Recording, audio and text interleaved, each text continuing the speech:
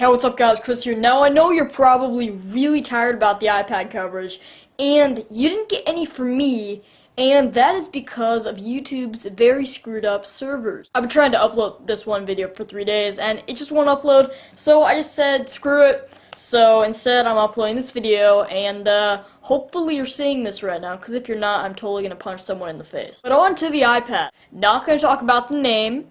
Mad TV already did 2 years ago. They were right on it, and, I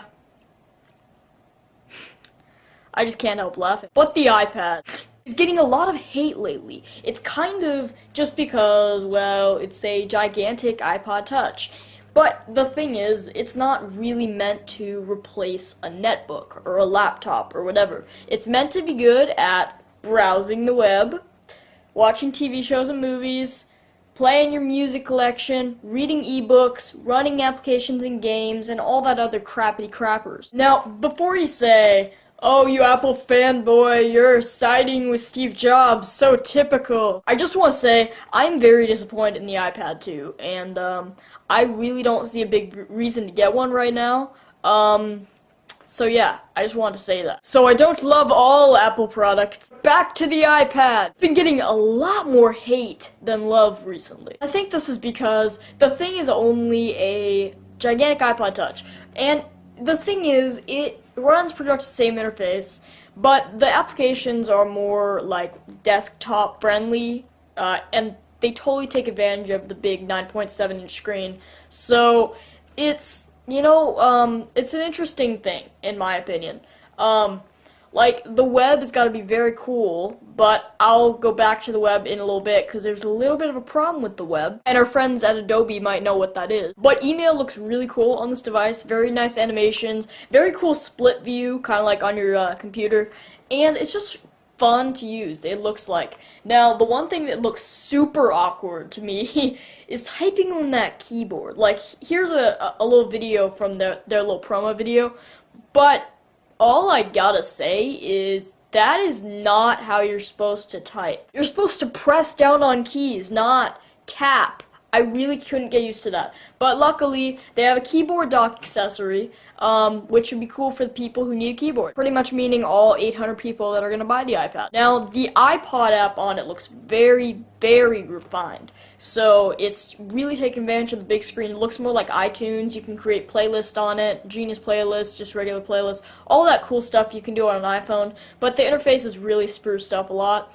And also, under the Movies app, it looks kind of like the iTunes Store. You click on a little album title, it kind of flies in, and then you're watching the movie.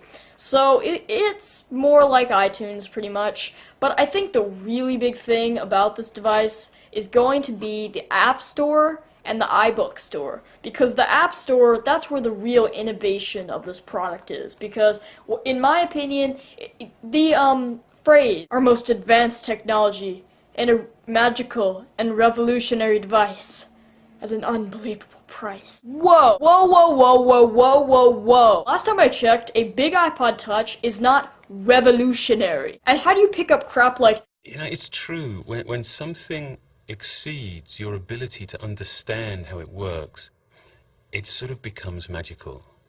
And that's exactly what the iPad is. Thank you, Johnny Ive. But back to the App Store, what I'm saying is the real innovation is going to be in the apps. Like, there were a few demoed. The MLB app looked awesome for baseball. You know, you could pull up baseball cards individually while watching a full-screen game. You can watch little videos in, like, little trays, kind of. There's these little drop-down menus that appear throughout the OS. And it looks like a big part of the iPad OS, but it looks like those apps are going to be really cool. And like the New York Times app, it's awesome, just like a newspaper and stuff. But just because this is more or less like a computer, now I think we're going to see some real innovation in the apps. Like, maybe we'll get some computer apps here. Maybe Microsoft will make Microsoft Office for it. Maybe Adobe will work on a Photoshop application for it. You know, there are a lot of possibilities, almost endless possibilities for this App Store, and that's where I think we're really going to see the innovation. Now, another place on the device where I think we're going to see a lot of innovation is in the ebooks section called iBooks.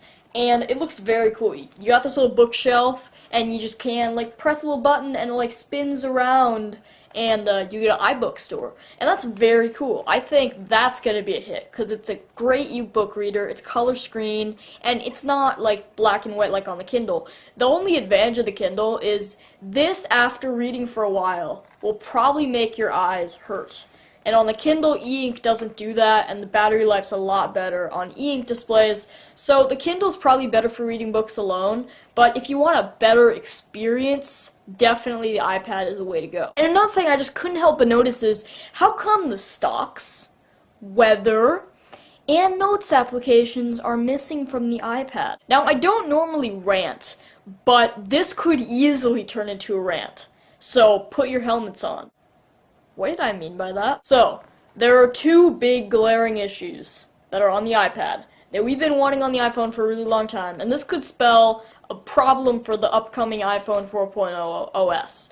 So, first of all, no effing multitasking. This is a 9.7-inch tablet computer that can supposedly not multitask. Fail. I know for a fact that this screen can handle it, and so can the iPhone OS. I have a jailbroken iPhone, and my jailbroken iPhone can easily run apps just like the Palm Pre. It's very capable. Apple just thinks it's going to be a bad user experience. I don't give a crap. I have a battery that will drain with multitasking. Sure, but when I turn on multitasking, I'm aware it's gonna deplete your battery life. I am completely aware of that. Just at least give me the option. But the problems get worse. Steve Jobs says this is the best way to browse the web, and it looks like a very nice way.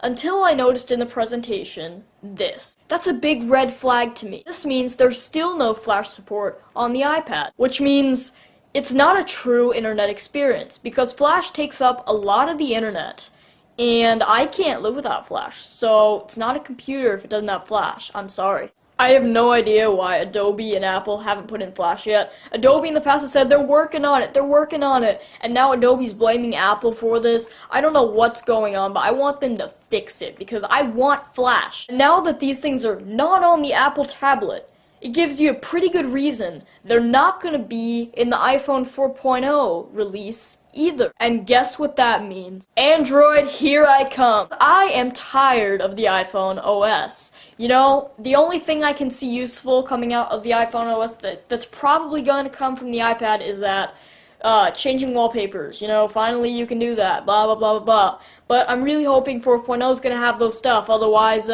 you know, Nexus 1, you're coming home with me. So I'm sorry I ranted a ton, but overall what I say is the iPad is a good device for what it does. Apple's claiming it to be in between a computer and an iPhone, and it most certainly is. You know, it's not like a full-on notebook, sure, but it's a nice device. What it does is nice. I'm not going to pick one up because I don't really care, and I could only see myself sitting on the toilet using it, but I really, you know, maybe you guys have a better way, a better solution. Like, maybe you could be using it in a bathroom while peeing, you know? That's a great idea too. So let me know in the comments whether you think the iPad is a win or fail, because I really want to know your opinion, because so far, pretty much everyone I've talked to says, I hate it, it's a failure at life. When I follow me on Twitter, I tweet a lot of stuff about the iPad, but I got caught at school. Thank you, iPad. Thank you for ruining my Thursday. Also catch me on my live streams every Tuesday, 5 p.m. Pacific, 7 p.m. Central, 8 p.m. Eastern. Also have a lot of fun, talk tech, talk about new rumors that's coming out, talk about just random stuff going on with me and stuff. It's always a lot of fun, and we also take Skype calls, so that's a bonus. So anyway, I'll catch you cats on the flip-flop. Peace.